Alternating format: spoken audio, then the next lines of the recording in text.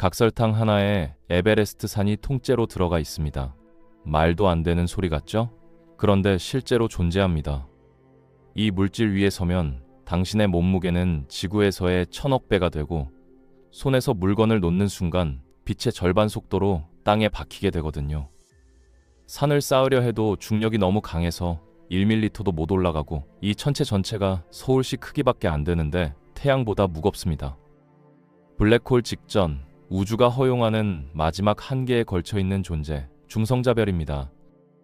그리고 최근 과학자들이 이 중성자별을 파헤치면서 내부에서 우주 어디에도 없는 물질을 발견하기 시작했습니다. 지금부터 그 충격적인 이야기를 해보겠습니다.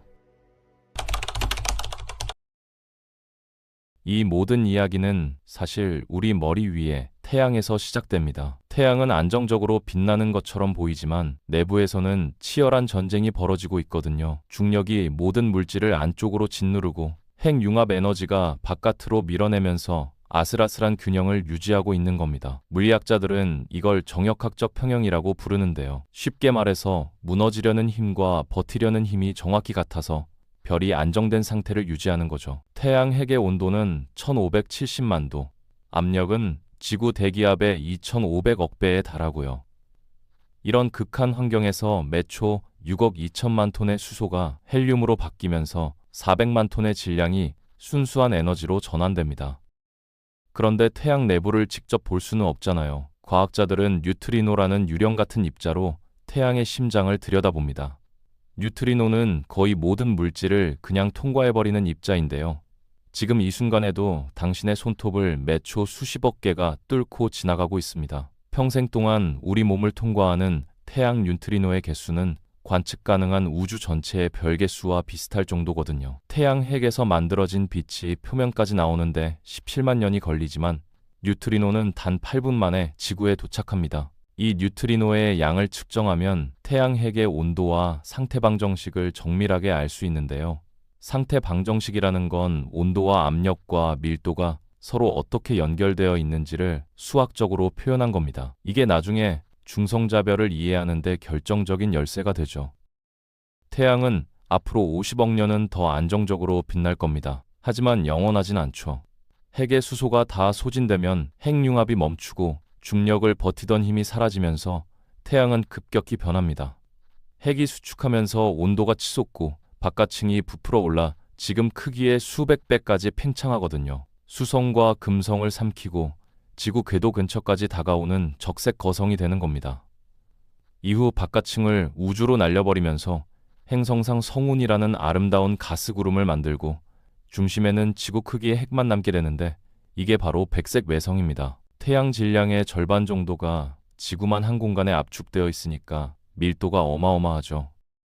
백색 외성의 밀도는 상상을 초월합니다. 설탕 한 조각 크기의 백색 외성 물질이 코끼리 한 마리 무게와 같고 컨테이너 하나 분량이면 기자의 대피라미드 무게와 맞먹거든요. 이렇게 압축된 물질이 왜 더 무너지지 않는 걸까요? 여기서 양자역학이 등장합니다. 1920년대에 발전한 파울리 베타 원리라는 게 있는데요. 전자 같은 입자들은 절대로 완전히 똑같은 상태에 있을 수 없다는 법칙입니다. 비유를 하자면 고층 빌딩을 상상해 보세요. 각 층에는 입주할 수 있는 사람 수가 정해져 있어서 아무리 밖에서 사람들을 밀어 넣으려고 해도 정원이 다 차면 더 이상 들어갈 수가 없잖아요. 백색 외성에서도 마찬가지입니다. 중력이 아무리 물질을 압축하려고 해도 전자들이 더 이상 밀려 들어갈 공간이 없으면 강력하게 저항하거든요. 이 저항력을 축태압이라고 부릅니다. 이 축태압의 비밀을 풀어낸 건 영국의 물리학자 랄프 파울러였는데요. 제1차 세계대전에서 어깨에 총을 맞고 요양하던 중에 다른 과학자들을 만나게 되면서 물리학으로 관심을 돌렸습니다. 전쟁의 부상이 과학사를 바꾼 셈이죠. 그런데 축퇴압에도 한계가 있었습니다. 인도 천체 물리학자 찬드라세카르가 계산해낸 건데요. 백색 외성 질량이 태양의 1.4배를 넘으면 전자 축퇴압으로는 중력을 못 버팁니다. 이 한계를 찬드라세카르 한계라고 부르는데요. 찬드라세카르는 이 발견으로 노벨상을 받았죠.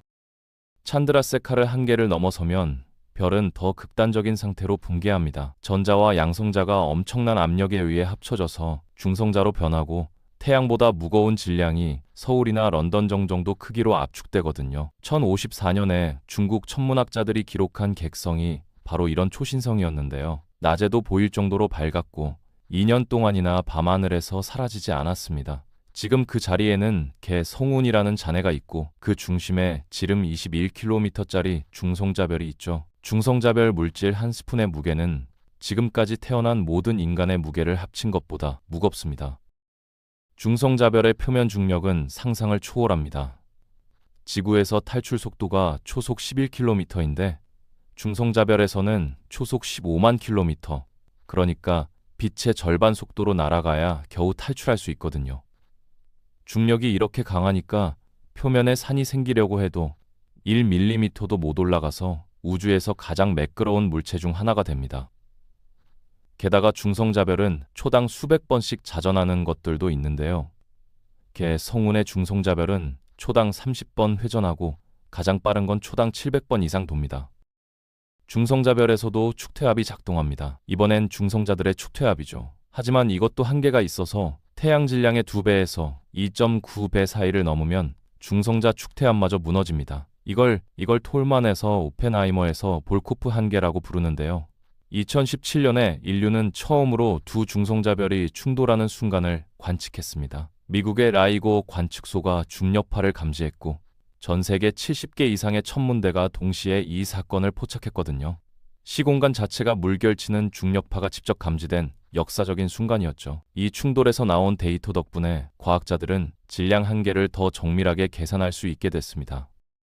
진짜 흥미로운 건 중성자별의 내부 구조입니다. 표면에서 안쪽으로 들어갈수록 점점 더 기괴한 물질들이 나타나거든요. 중성자별 대기는 두께가 고작 10cm인데 밀도는 다이아몬드급이고 온도는 200만 도입니다. 그 아래 지각층에서는 압력이 너무 높아서 원자핵들이 찌그러지면서 기이한 구조를 만들기 시작하는데요. 과학자들은 이걸 핵 파스타라고 부릅니다. 컴퓨터 시뮬레이션으로 예측한 건데 양성자와 중성자가 이탈리아 파스타처럼 변형되거든요. 표면 가까운 곳에서는 뇨키처럼 둥글게, 더 깊이 들어가면 스파게티처럼 길쭉하게, 더 들어가면 라자냐처럼 납작하게 변합니다.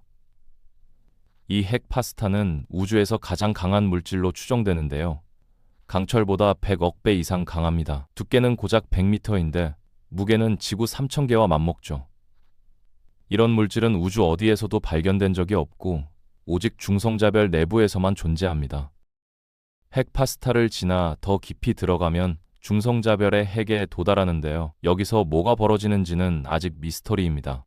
전통적인 이론에서는 양성자와 중성자가 분해되어 쿼크 수프가 된다고 봤거든요. 양성자와 중성자는 쿼크라는 더 작은 입자 3개로 이루어져 있는데 극한 압력에서 이 쿼크들이 풀려나와 끈적한 수프 상태가 된다는 겁니다. 그런데 2019년에 이 이론을 뒤흔드는 발견이 있었습니다.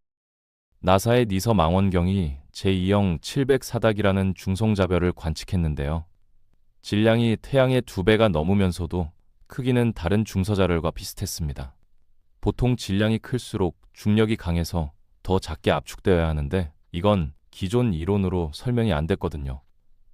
쿼크 수프 이론에 따르면 이렇게 무거운 중성자별은 훨씬 작아야 했습니다. 과학자들은 중성자별 내부에 대한 모든 가정을 재검토하기 시작했죠. 한 가지 가능성은 암흑물질입니다. 무거운 별이 우주를 떠돌면서 보이지 않는 암흑물질을 빨아들이고 그게 중성자별 핵에 남아서 중력에 잘 버티게 해준다는 거죠. 또 다른 가능성은 보스 아인슈타인 응축인데요. 중성자들이 짝을 이루면서 모두 같은 양자 상태로 뭉쳐 하나의 거대한 입자처럼 행동한다는 겁니다. 2024년에는 예상보다 훨씬 차가운 중성자별 3개가 발견되면서 기존 이론의 4분의 3이 한 번에 배제되기도 했습니다. 중성자별이 질량 한계를 넘으면 어떻게 될까요? 2017년 충돌에서 두 별의 합산 질량은 태양의 2.8배로 한계를 확실히 넘었거든요. 두 가지 가능성이 있습니다. 하나는 쿼크별인데요. 모든 물질이 기묘한 쿼크로 분해된 별이 됩니다. 다른 하나는 블랙홀이죠. 중력이 모든 저항을 이기고 물질을 무한히 작은 점으로 압축시키는 겁니다. 블랙홀 안에서는 물리학 법칙 자체가 무너지고 시간과 공간의 구분이 사라집니다. 중성자별은 바로 그 직전, 우주가 허용하는 마지막 경계선 위에 서 있는 천체인 거죠. 우리 태양은 질량이 작아서 초신성으로 폭발하지 않습니다. 70억 년 후 조용히 백색 외성으로 식어갈 거예요. 하지만 태양보다 무거운 별들은 다릅니다. 초신성으로 폭발하면서 중성자별이나 블랙홀을 남기는데요. 지금 이 순간에도 우주 어딘가에서 매 10초마다 초신성이 터지고 있습니다. 중성자별은 지구에서 재현 불가능한 극한의 물리학 실험실이고 핵 파스타부터 쿼크 수프까지 우주의 가장 깊은 비밀을 품고 있는 곳입니다. 블랙홀로 넘어가기 직전의 마지막 보루, 그게 바로 중성자별입니다.